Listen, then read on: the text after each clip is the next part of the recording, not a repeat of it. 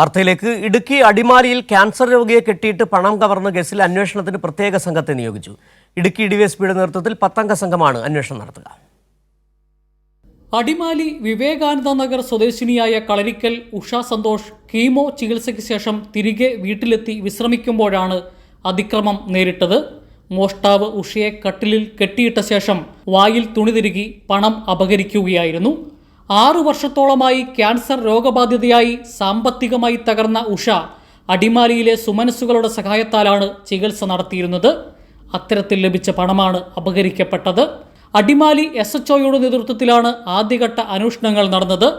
മനസാക്ഷിയെ ഞെട്ടിക്കുന്ന കൊടും ക്രൂരതയിൽ പ്രതിയിലേക്ക് എത്താൻ കഴിയാത്ത സാഹചര്യത്തിലാണ് ഇടുക്കി SP വിഷ്ണുപ്രദീപ് TK പുതിയ അന്വേഷണ സംഘത്തിന് രൂപം നൽകിയിരിക്കുന്നത്. ഇടുക്കി ഡിവൈഎസ്പിയുടെ നേതൃത്വത്തിൽ 10 സംഘം കേസ് അന്വേഷിക്കും. വീട്ടിൽ നിന്ന് കിട്ടിയ വിരലടയാളങ്ങളും മറ്റ് ശാസ്ത്രീയ തെളിവുകളും വിശദമായി പരിശോധിക്കും. ഒരാഴ്ചയ്ക്ക് മുമ്പ് ഒരാൾ വീട്ടിലെത്തി ചികിത്സയുടെ വിവരങ്ങൾ ചോദിച്ചറിഞ്ഞെന്നും ഇയാളെ സംശയമുണ്ടെന്നുമാണ് ഉഷയുടെ മൊഴി. മോഷണം നടന്ന ദിവസം പ്രതി മതിൽ ചാടിക്കടന്നാവാം എത്തിയതെന്നാണ് പോലീസ് സംശയിക്കുന്നത്. CCTV ദൃശ്യങ്ങൾ ശേഖരിച്ച് പ്രതിയിലേക്ക് എത്താനുള്ള ശ്രമമാണ് പോലീസ് നടത്തുന്നത്.